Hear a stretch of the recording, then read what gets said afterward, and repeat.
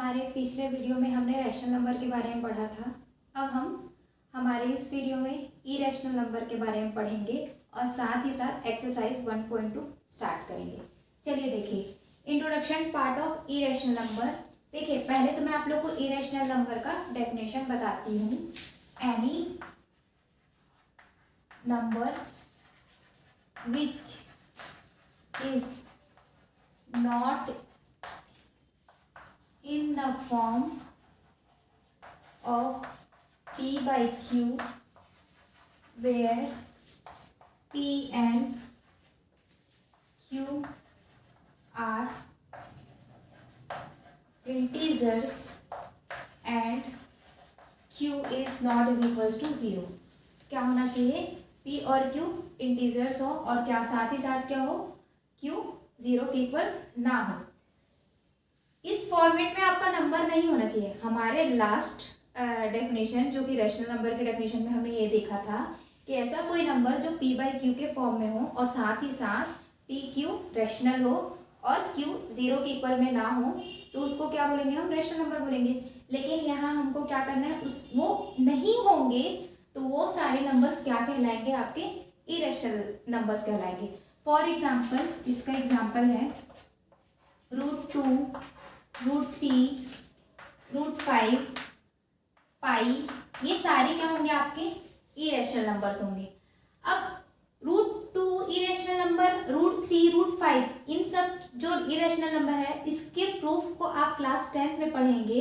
और पाई और कुछ और नंबर्स हैं, फॉर एग्जांपल आपका जैसे कि 1.01, 001, 0001, 00001, ये सारे इरेशनल नंबर क्यों हैं, इसके बारे में हम हमारे नेक्स्ट एक्सरसाइज स्टार्ट करने से पहले आर्टिकल में आपको एक्सप्लेनेशन मिलेगा। ठीक है, फिलहाल के लिए हमको बस इतना ही जानना है कि p बाई क्यू क्या होंगे आपके।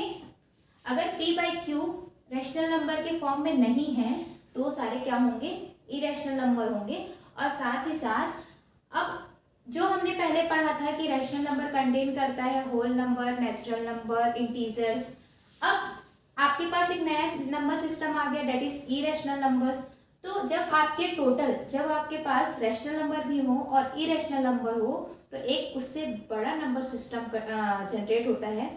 उस नंबर सिस्टम का नाम है आपका रियल नंबर। और रियल नंबर अपने में रैशनल और इरेशनल सारे नंबर्स को खुद में कंटेन करेंगे।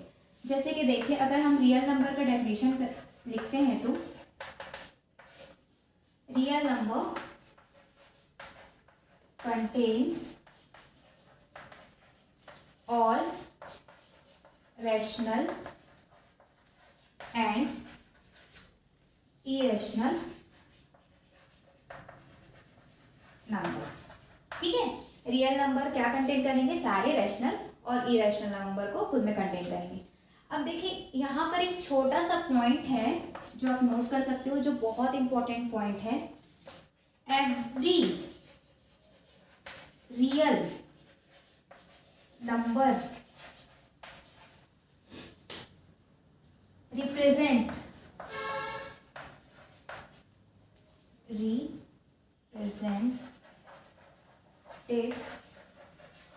by every real number is represented by a unique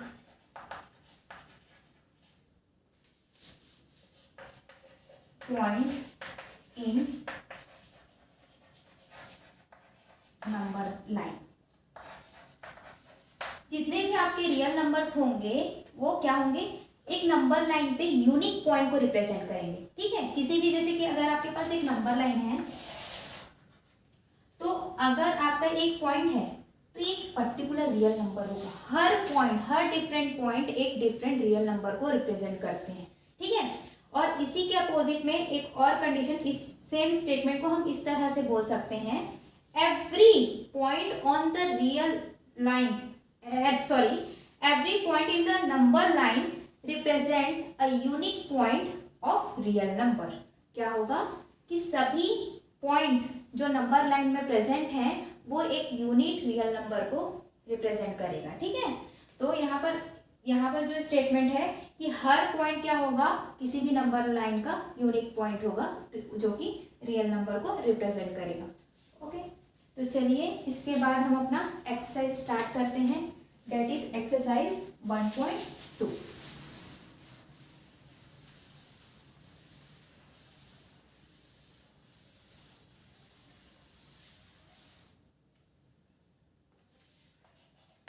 exercise 1.2 में क्या क्या क्वेश्चन है देखते हैं। 1.2 स्टार्ट करने से पहले मैं आप लोग को कुछ और बताना चाहती हूँ, जैसे कि √2 को आप नंबर लाइन में कैसे रिप्रेजेंट करोगे। देखिए, आपको इसमें कुछ ज़्यादा कुछ करने की ज़रूरत नहीं है। सबसे पहले आपको ये ध्यान रखना है, देखिए आपको एक यूनिट स्क्वायर बॉक्स कंसीडर करना है, ठीक है। इसमें सारे साइड आपके क्या होंगे, 1 यूनिट 1 यूनिट 1 यूनिट 1 यूनिट, देखिए, ठीक है। अब यूनिट, तो यहाँ पर से आप अगर आप एक डायगोनल बनाते हो, एक हाइपोटेनियस बनाते हो, तो ये क्या होगा, this is a perpendicular, perpendicular है ना। तो यहाँ पर अगर आपका 1 है, यहाँ 1 है, तो बाय पाइथागोरस थ्योरम आप इसको कैसे फाइंड करोगे, hypotenuse in a right angle triangle the largest side square of largest side is equals to sum of the square of other two sides होते हैं। तो यहाँ पर h square is equals to t square plus b square होगा। तो यहाँ पर देखिए, ये आपका हाइपोटेनियस है, ये आपका परपेंडिकुलर है, ये आपका बेस है। तो आपका 1 स्क्वायर प्लस 1 स्क्वायर होगा, डेट इज 1 प्लस 1, h square is equals to 1 प्लस 1 इज, ठीक है। तो h is equals to h square is equals to 2, that means h is equals to √2। तो ये जो आपका हाइपोटेनियस क्या हो जाएगा, √2 होगा। तो आपको कुछ नहीं करना है √2 को नंबर लाइन में रिप्रेजेंट करने के लिए, बस ये जो नंबर लाइन है इसमें आप इस यूनिट स्क्वायर को शिफ्ट कर दीजिए। फॉर एग्जाम्पल, अगर आपके पास ये 0 है, ये 1 है, ये 2 -1 -2, तो अगर आपको √2 को नंबर लाइन में रिप्रेजेंट करना है तो क्या करेंगे, यहाँ से इस बॉक्स को उठाइए। अगर हम इसको O A B C point देते हैं, तो इस O और इस 0 में, 0 और को 0 के ऊपर में आप O को शिफ्ट करोगे तो आपको कुछ इस तरह का आएगा फिगर, ठीक है। तो ये आपका 0 और O सेम पॉइंट पे आ गया, ये आपका A हो गया, ये आपका B हो गया, ये आपका C हो गया, ठीक है। अब उसके बाद जब हम यहाँ पर से बनाएंगे इस तरह से हाइपोटेनियस, तो ये आपका √2 हो गया, ये आपका 1 यूनिट है, ये भी आपका 1 यूनिट है। अब सबसे इम्पोर्टेंट चीज़ ये देखना है कि यहाँ से यहाँ तक का जो डिस्टेंस है आपका क्या है, √2 का डिस्टेंस है। तो इसी को ही आप एक्सटेंड करते हुए यहाँ लेके आओगे, यहाँ लेके आओगे तो क्या हो जाएगा, आप √2 को एक्चुअल में नंबर लाइन में रिप्रेजेंट कर सकते हैं। तो इसको किस तरह से, यहाँ पर तो बोर्ड यूज़ कर रहे हैं तो हम राउंडर का यूज़ नहीं कर सकते। आप क्या कर सकते हो, राउंडर को इस तरह से प्लेस करेंगे और वो आपका इस तरह से आप नंबर लाइन में आर्क कट करोगे, आर्क कट करोगे तो आपको क्या मिलेगा, एक इस तरह का पॉइंट आएगा, ठीक। आप इस तरह से बना सकते हैं। और ये क्या है, क्योंकि यहाँ से यहाँ तक का डिस्टेंस √2 है, तो ये पॉइंट आपका क्या हो जाएगा, √2। इस पॉइंट को हम बोलेंगे √2। तो बड़ा आसान है किसी भी नंबर को, किसी भी रेशनल नंबर को किसी नंबर लाइन में रिप्रेजेंट करना। जनरली हमारे नंबर लाइन होता है वो सारे नंबर को कंसीडर करता है, इसीलिए हम नंबर लाइन को रियल नंबर लाइन भी बोलते हैं। तो ये आपका एक रियल नंबर लाइन है जिसपे √2 रिप्रेजेंट हुआ है, ओके। अब √2 को रिप्रेजेंट करना तो सीख गए। अब चलिए हम एक्सरसाइज स्टार्ट करते हैं। ये आपका एग्जाम्पल 1 था, ठीक है। अब उसके बाद हम स्टार्ट करेंगे एक्सरसाइज 1.2 और उसका फर्स्ट क्वेश्चन आपका होगा, 1 second,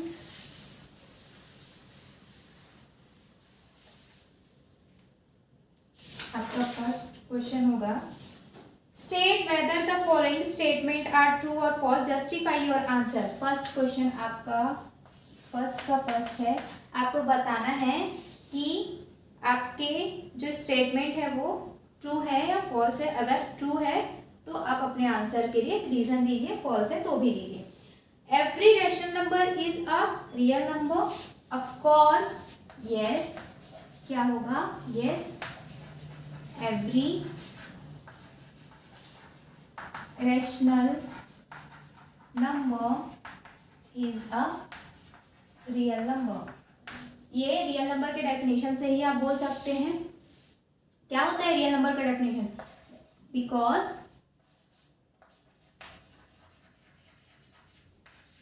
real number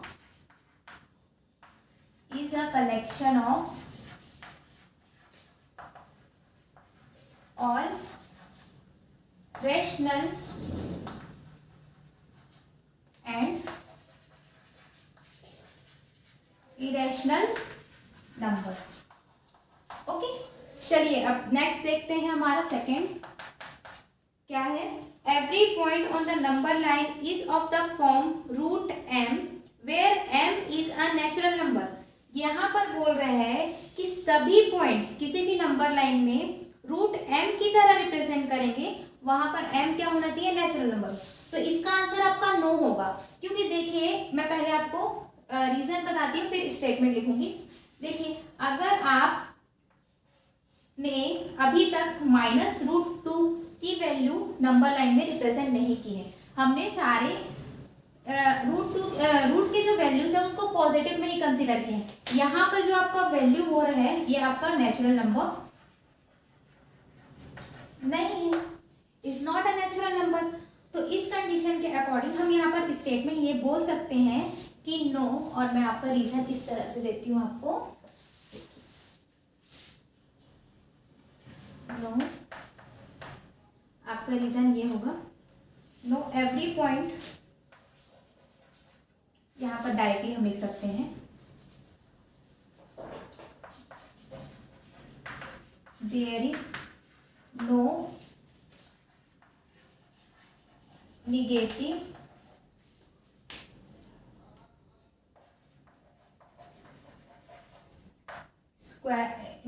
square root on a number line. हम अपने निगेटिव स्क्वायर रूट को नंबर लाइन में रिप्रेजेंट नहीं कर सकते हैं। ओके,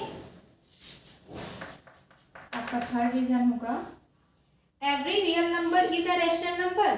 सभी रियल नंबर क्या रैशनल नंबर होंगे? इसका भी रीजन क्या होगा? नो होगा, क्योंकि हमारे फर्स्ट स्टेटमेंट पहले ही बताया है कि real number is a collection of all rational and irrational number. तो यहाँ पर एक एग्जांपल दे सकते हैं। यहाँ पर एग्जांपल आपका क्या होगा? रियल नंबर कंटेन करेगा 1/2, ठीक है। 1/2 is not a irrational number. 1/2 क्या होगा? इरेशनल नंबर नहीं होगा, ठीक है। अब क्वेश्चन नंबर 2 देखते हैं। क्वेश्चन नंबर 2 में आपका लिखा है are the square root of all positive integer irrational. क्या स्क्वायर रूट सभी भी पॉजिटिव इंटीजर्स के इरेशनल होंगे? If not give an example of square root of a number that is a rational number. देखिए, यहाँ पर ये बोल रहा है कि जैसे कि √2 है, √3, √4, √5, ये जितने भी वैल्यूज होंगे सारे क्या होंगे? इरेशनल होंगे? तो नहीं होंगे। नो ऑल स्क्वायर रूट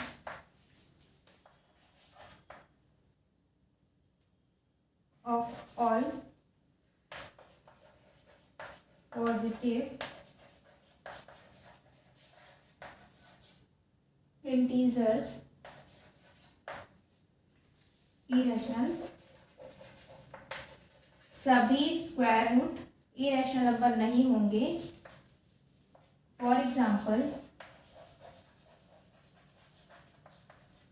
√4 की वैल्यू क्या होती है? 2, एंड 2 इज अ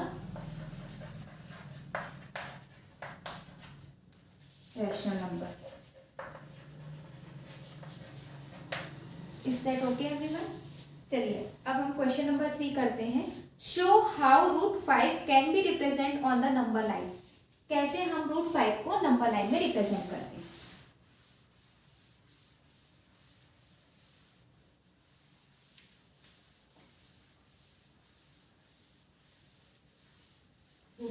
कैसे नंबर लाइन में रिप्रेजेंट करेंगे देखिए।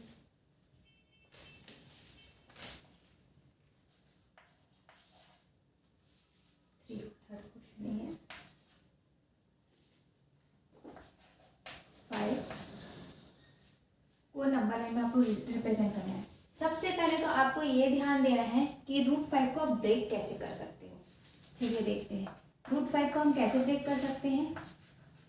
4 + 1 कर सकते हैं, और 4 किसका स्क्वायर है, 2 का स्क्वायर है, 2 स्क्वायर + 1 स्क्वायर।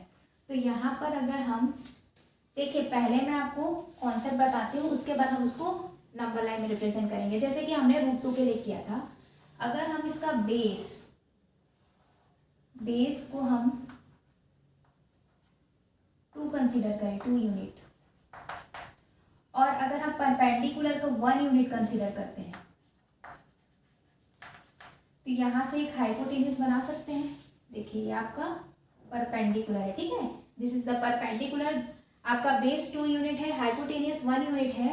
तो जब पाइथागोरस थ्योरम यूज करेंगे तो ये आपका क्या हो जाएगा, √5 होगा। देखिए मैंने यहाँ सिंपली किया है, 2 स्क्वायर + 1 स्क्वायर करेंगे तो 4 + 1 होगा, और 4 + 1 को √5 के फॉर्म में हम लिख सकते हैं। तो यहाँ पर सिंपली 2 स्क्वायर + 1 स्क्वायर ये आ गया।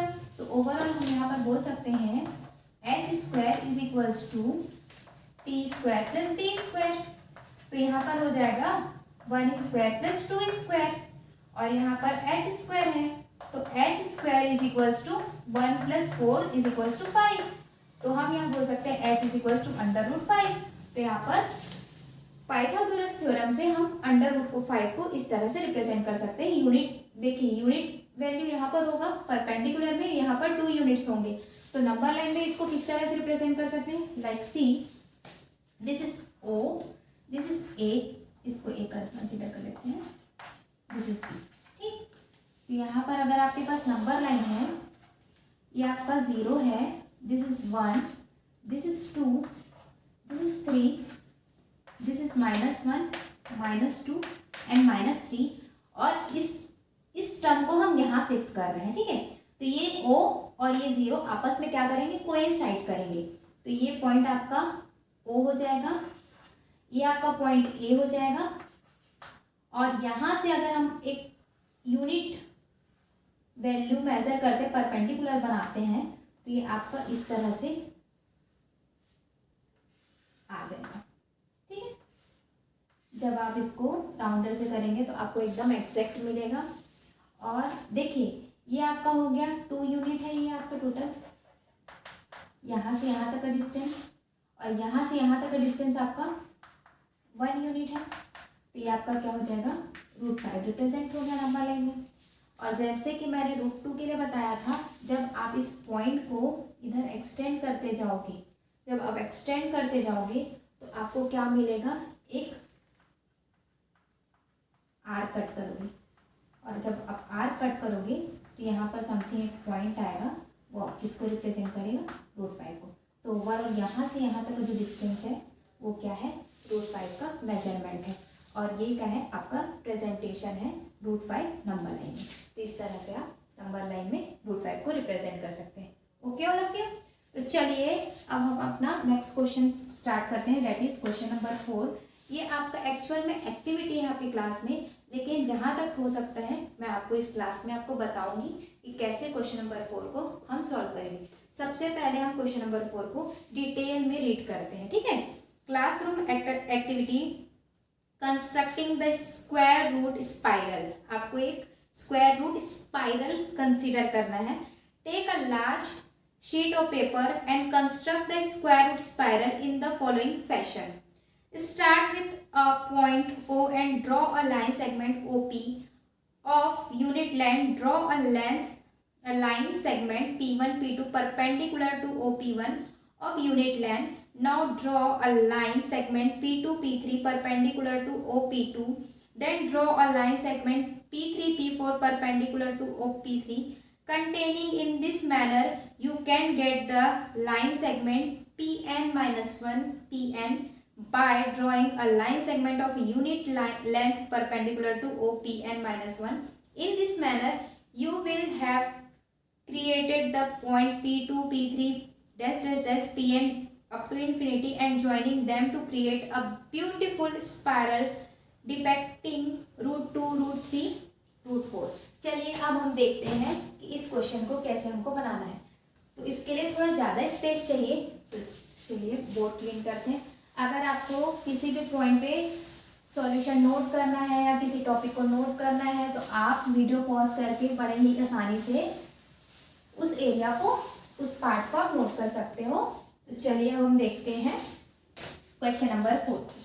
क्वेश्चन नंबर 4 में यहाँ पर आपको ये बोल रहे हैं कि आप एक पॉइंट फिक्स कर लीजिए, दिस इज योर ओ, और यहाँ से आप एक यूनिट लेंथ मेजरमेंट करिए, दिस इज 1 यूनिट, ओके। और ये 1 यूनिट से आपको क्या करना है, एक परपेंडिकुलर ड्रॉ करना है, और ये जो 1 यूनिट पॉइंट किस पे एंड होगा, P1 पे एंड होगा, ठीक है। This is your point P1, और यहाँ से आप 1 यूनिट मेजरमेंट किए हो, और इसमें से जब हमने देखा तो हमने अभी √2 को रिप्रेजेंट किया, √5 को रिप्रेजेंट किया, तो पाइथागोरस थ्योरम यूज करते हैं।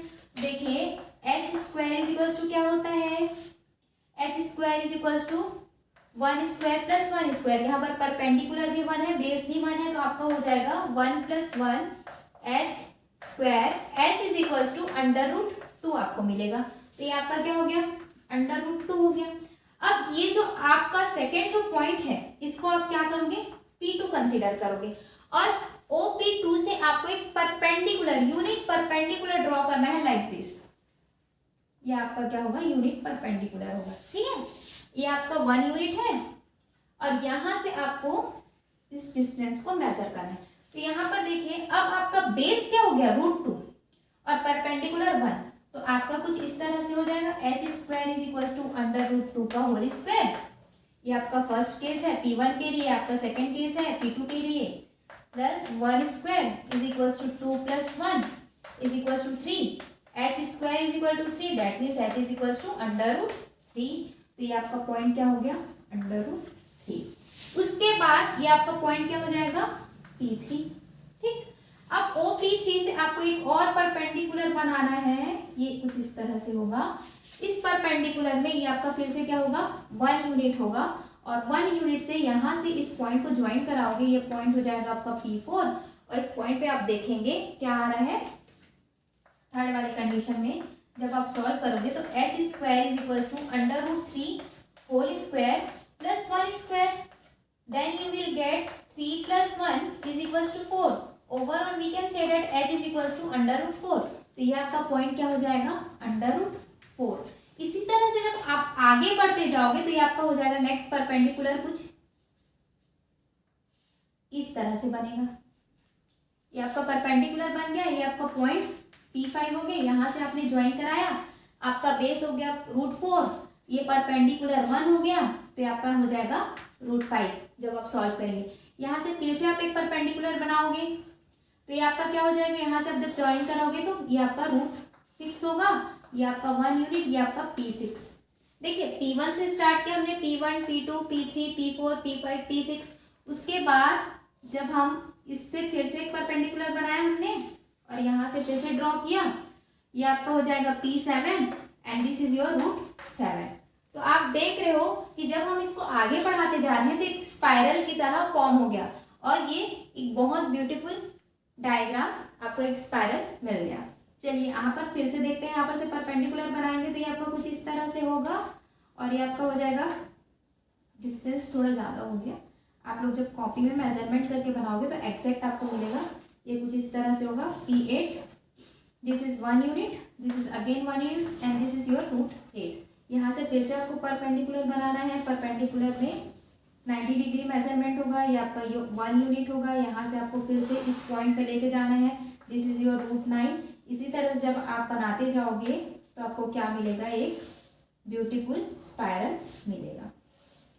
तो आप इसको एक्सटेंड करते जाएंगे तो आप, मैं यहाँ पर √10 तक का वैल्यू कंसीडर की हूँ, जब आप इसको इन्फिनिटी तक लेके जाओगे तो एक कंसीडर एक ब्यूटीफुल स्पाइरल मिलेगा। Okay, thank you all of you for watching this video. In our next class we will discuss about exercise 1.3 and also before that we have to discuss about the introduction part of our exercise. So thank you for watching this video. Thank you all of you.